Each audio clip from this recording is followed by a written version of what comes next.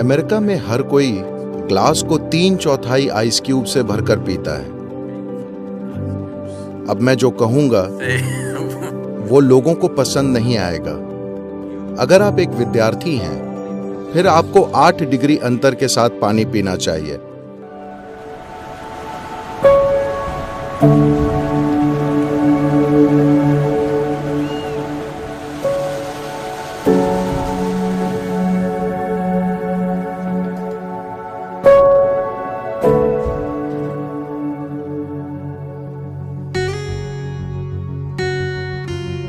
America में हर कोई glass को 3/4 आइस क्यूब से भरकर पीता है। अब मैं जो कहूंगा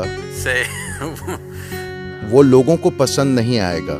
जब योगिक संस्कृति में अगर आप एक योगी हैं, अगर आप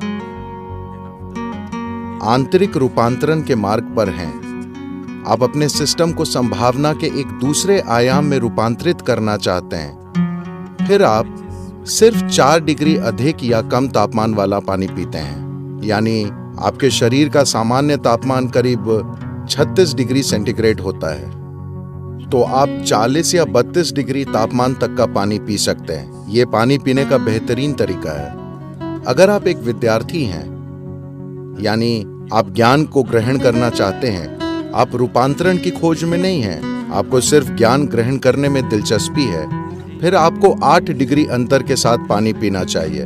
यानी आप 44 डिग्री और 28 डिग्री तक पानी पी सकते हैं। अगर आप एक गृहस्थ हैं जिसे किसी रूपांतरण या ज्ञान में दिलचस्पी नहीं है, आप सिर्फ अपनी पत्नी और बच्चों और पति को संभालना चाहते हैं, सिर्फ यही आपका काम है, फिर आप दोनों ओर 12 डिग्री अंतर के साथ पानी पी सकते हैं। उसके आगे किसी के लिए भी अनुकूल नहीं माना जाता। तो ये कहना अलोकप्रिय है, मगर ये महत्वपूर्ण है कि आप जो भी पिएं वो कहीं न कहीं शरीर के तापमान की रेंज में हो, उससे अधिक अलग नहीं, क्योंकि शरीर के तापमान से बहुत अधिक अलग पानी या किसी अन्य पदार्थ का सेवन करने से शरीर के अंदर पानी के बर्ताव में गड़बड़ी आ जाती है। मैं जानता हूं कि आइसक्रीम पसंद करने वाले लोग और अब मुझ पर चिल्लाएंगे। मैं सिर्फ आपको आदर्श स्थितियां बता रहा हूं। आप में से कितने लोग आदर्श रेंज में या उसके प्रति चेतन रहना चाहते हैं? जहां भी संभव हो वहां उसमें रहना एक अच्छी बात है। अगर आपको प्यास नहीं लगती, अगर आप पानी नहीं पीते, तो कुछ नहीं होगा, आप ठीक रहेंगे। सिर्फ अमेरिका में अगर आप पानी नहीं पिएंगे तो आप मर जाएंगे। कहीं और लोग ऐसे ही पानी नहीं पीते।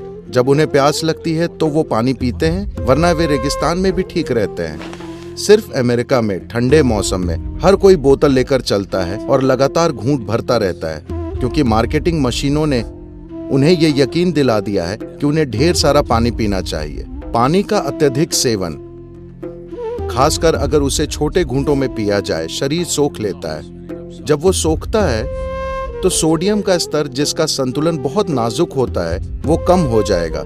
इसका असर बाकी शरीर पर भी पड़ता है। वो दिखे जरूरी नहीं है, मगर मस्तिष्क में सोडियम का स्तर गिरने से मस्तिष्क में सूजन हो जाएगी। इसका ये अर्थ नहीं है कि आपका मस्तिष्क बढ़ रहा है। सूजन एक तरह की बीमारी है, ठीक है, मस्तिष्क का विस्तार नहीं। सोडियम तत्व की कमी के कारण उसमें सूजन आ जाती है। तो सोडियम की कमी के कारण मस्तिष्क में अधिक पानी चला जाता है, जो संतुलन रखने के लिए जरूरी सोडियम की आपूर्ति करने की कोशिश करता है। आपके मस्तिष्क में अधिक पानी का मतलब है कि आप अव्यवस्थित हो जाएंगे, मनोवैज्ञानिक असंतुलन आ जाएगा। देखिए, अगर आप एक बार में ढेर सारा पानी पीते हैं तो शरीर तय कर लेगा कि कितना सोखना है, कितना बाहर फेंकना है। लेकिन अगर आप दिन भर घूंट भरते रहेंगे तो शरीर एक प्रकार से भ्रमित हो जाता है और जरूरत से अधिक पानी सोख लेता है। लेकिन मान लीजिए अभी आप 2 लीटर पानी पीते हैं, वो सारा शरीर में नहीं जाने वाला। जितनी जरूरत होगी वो ले लेगा, बाकी बाहर फेंक देगा। किसी को सिर्फ इसलिए पानी पीने की जरूरत नहीं है क्योंकि आपको लगता है कि ऐसा करना अच्छी चीज है। जब आपको प्यास लगे तो आपको पानी पीना चाहिए। ये पक्का करने के लिए आप पर्याप्त पानी पी रहे हैं, आप उससे 10% अधिक पीजिए, जितने की आपको जरूरत है। 1-2 कप ज्यादा, सिर्फ ये पक्का करने के लिए कि आप कम नहीं पी रहे। साथ ही जब आपको पानी की जरूरत है, जब आपको प्यास लगी है, अगर आप नहीं पीते तो ये आपके शरीर को नुकसान पहुंचाएगा।